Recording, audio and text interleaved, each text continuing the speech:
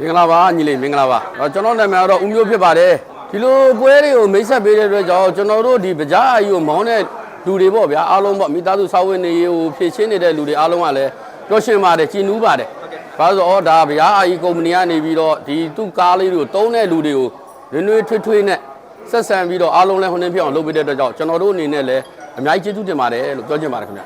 လွန်ခဲ့တဲ့ဘယ်နှစ်နှစ်လောက်ဆိုကျွန်တော်3နှစ်လောက်တော့ရှိပါပြီကိုဖြစ်ပြီးတော့ဒီအိုးဝေလုပ်ငန်းကိုစပြီးတော့လုပ်ကင်တာပါခင်ဗျကျွန်တော်ဒီရွှေမော်တော်ဖျားဂိတ်မှာရင်တော့ဆိုကျွန်တော်ကလည်းအဲ့မှာလည်းဥက္ကဋ္ဌပါပဲခင်ဗျအဲ့မှာကျွန်တော်တို့အစီး90ရှိပါတယ်ဟုတ်ကဲ့ရွှေမော်တော်ဖျားမှာအစီး90ရှိတယ်လက်ရှိကတော့ကျွန်တော်အားလုံးအစီး20ပဲကျွန်တော်သတ်မှတ်ထားပေးတာပါတယ်ကျွန်တော်ကိုယ်တိုင်ဆိုရင်ပကြားအကြီးဆိုအခုဝယ်တာဆိုရင်တော့10စီးလောက်ရှိပါပြီခင်ဗျဝယ်တဲ့လူဘယ်နှယောက်လဲဆိုတော့ကျွန်တော်အားလုံးပေါင်းတွက်ကြည့်မယ်ဆိုရင်တော့ရောက်30လောက်တော့ရှိပါတယ်ဟုတ်ကဲ့ကျွန်တော်ဝယ်ပေးဘူးပါတယ်ကျွန်တော်နာမည်နဲ့ပဲဝယ်ပေးဘူးပါတယ်ဟိုကြိုက်ထီယိုတို့တထုံဘက်တို့အဲ့လိုမျိုးကမိတ်ဆွေတွေကျွန်တော်လာဝယ်ခိုင်းရင်ကျွန်တော်မိမီဆန်တို့ဘကိုးစတာတို့မှာကျွန်တော်ဝယ်ခဲ့ပေးဘူးပါတယ်ခင်ဗျပကြားအကြီးနဲ့ကျွန်တော်တို့အိုးဝေလုပ်ငန်းကိုစတင်တည်ထောင်ပြီးတော့လုပ်ခဲ့တာတော့ကျွန်တော်ကတော့ပထမဆုံးကျွန်တော်စလုပ်တာပေါ့နော်ကျွန်တော်တို့ကိုဗစ်တွေပြီးသွားတဲ့ခါကျတော့ကျွန်တော်တို့မှလည်းလုံးလက်မဲ့တွေဖြစ်ကုန်ရော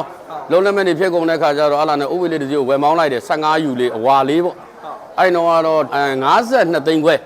အစ်စ်ကတော့ကျွန်တော်တို့55သိန်းရှိတယ်ဒါပေမဲ့အဲ့ချိန်မှာကျွန်တော်တို့ဘကိုးတွေကိုမပေးဘူးတထုံရမယ်မော်လမြိုင်ရမယ်မွန်ရမယ်ဆိုတော့ကျွန်တော်တို့ကအသက်ကြီးပိုင်းနေဖြစ်တဲ့ခါကျတော့ဒီလိုဘကိုးမပါဘဲနဲ့မောင်းဖို့ကစီပင်နဲ့အဆင်မပြေဘူးလေ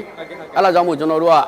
အဲ့ကားလေးကို15ယူလေးကို52သိန်းခွဲနဲ့ဝယ်ပြီးတော့မောင်းလာတယ်အဲ့ရနေဝယ်လာတဲ့မောင်းတော့အဆင်ပြေပါတယ်ကလေး2ယောက်ကိုလည်းကျွန်တော်တို့ဒီလက်ရှိအမှတ်1ကျောင်းမှာကျောင်းထားနိုင်ပါတယ်15ယူလေးကနေပြီးတော့ကျွန်တော်တို့ကျောင်းလိုက်ပြီးတော့21ယူလေးကိုကျွန်တော်ဝယ်နိုင်ပါတယ်မိသားစုစာဝင်နေလေးလည်းအဆင်ပြေပါတယ်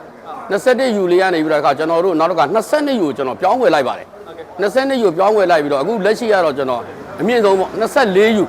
ကျွန်တော်ဝယ်ပြီးတော့မောင်းနေပါတယ်အားလုံးလည်းမိသားစုတွေလည်းအားလုံးလည်းအဆင်ပြေပါတယ်ဟုတ်ကဲ့ခင်ဗျဟုတ်မတနာဘူးပါဟုတ်ကဲ့ဒီနေ့ပွဲလေးတက်ပြသွားတာပေါ့နော်ဟုတ်ကဲ့အမဒီနေ့ပွဲမှာပကြားသုံးလေးဝယ်ပြမှာလားခင်ဗျာဟုတ်ကဲ့ဝယ်ပြမှာပါသားကြီးကအသွားလာများတဲ့ခါကျတငယ်ချင်းပေါင်းတဲ့နေရာဒီဟာလေးဆွဲရတာတော်တော်ဆင်ပြေတယ်လို့ပြောတဲ့အတွက်မို့လို့ဝယ်ပြီးပြစ်တာပါဟုတ်ကဲ့အဲ့လိုဒီစကားလိုပါရှာပေးမယ်လို့ပြောလို့ဒီနေ့ရက်လို့ကွက်တီလီလာခဲ့တာပါဟုတ်ကဲ့ဒါရင်းနဲ့လည်းကျွန်တော်တို့ရေစီကလန်စီကနေပညာပေးဖို့ပြောပေးရတယ်နောက်တော့ပြီးတော့ပါဟုတ်ကဲ့အဲ့ဒါလေးလည်းတက်ရောက်တာပါဟုတ်မင်္ဂလာပါခင်ဗျဆရာနာမည်မိတ်ဆက်ပေးပါဦးကျော်ဘူထပ်ပါခင်ဗျဟုတ်ကဲ့ဆရာဘယ်မြို့မှာပကြားတက်ဆီလုပ်ငန်းလုပ်ကိုင်မှာဆိုလဲခင်ဗျာကျွန်တော်ဒီပဲကုန်းမှာပဲဘယ်လိုအကျိုးရှိလဲဆိုတော့ဒီလိုပွဲတွေလုပ်ပေးရင်တော့ကောင်းတာပေါ့ဆိုတာဒီအခုမျိုးထဲမှာလည်းဒီအခုတော်တော်များကြတော့ကိုရဟိုမောင်းနေကြတာပဲကြည့်ရမှာတားကြီးဟိုနားလေလို့မောင်းတဲ့လူရေလို့မဟုတ်ဘူးဒီတိုင်းပဲကိုယ့်ဘက်ကိုခါပြီးမောင်းနေတဲ့လူတွေများတော့လေအခုဒီလိုပွဲလေးလုပ်ပေးတဲ့ခါကျတော့ရင်စည်းကန်းလမ်းစည်းကန်းပိုတိသွားတော့အနေကင်းတာပေါ့ကျွန်တော်ကဟိုထိုင်းပြန်လာတာထိုင်းကနေပြန်လာပြီးတော့ဒီမှာအခုဒီအာကြီးဟိုဝယ်ပြီးတော့မောင်းနေတာပေါ့ဒီအခုကျွန်တော်တို့ပတ်ဝန်းကျင်မှာပေါ့နော်ကျွန်တော်တို့ဒီအတိညီကိုတွေကိုမေးကြည့်တာပေါ့နော်သူတို့တွေကတော့တော်တော်များများတော့ဒီရောင်းအောင်ကောင်းဆုံးပေါ့ရောင်းအောင်ကောင်းဆိုဒီအာကြီးကဒါဟိုဘယ်လိုပြောမလဲနံပါတ်1နေရာမှာရှိတယ်ပေါ့မဆွဲချင်တယ်လို့ပြန်ရောင်းမဲ့ဆိုရင်တော့မှလွယ်တယ်ပေါ့ဗျာကျွန်တော်ရောင်းဝယ်ကိုလူကြိုက်များတယ်ပေါ့ဟုတ်အားကြောင့်မလို့ကျွန်တော်တို့ကဒီဟာလေးကိုဝယ်ပေးသွားတာဟိုကောင်းပါတယ်အခု highway ပါညာလဲသွားလို့အဆင်ပြေတယ်ဟိုကျန်တဲ့ဟိုတော်တော်များများဟိုဘေးလူတွေပြောရတယ်မှာလေပေါ့နော်ဟိုတခြားကုမ္ပဏီပစ္စည်းတွေတဲ့ဆိုင်ဒီကောင်ပလက်နှလုံးတွေပါဖြစ်တဲ့အတွက်မောင်းရတာစိတ်ချရတယ်ပေါ့လမ်းမှာနောက်မှာတွေပါမပူအောင်ပေါ့ဗျာဟိုစိတ်လေးမောင်းရတယ်ပေါ့ဟုတ်ပါတယ်ဟုတ်ကျေးဇူးပါခင်ဗျာဟုတ်ကျေးဇူးပါ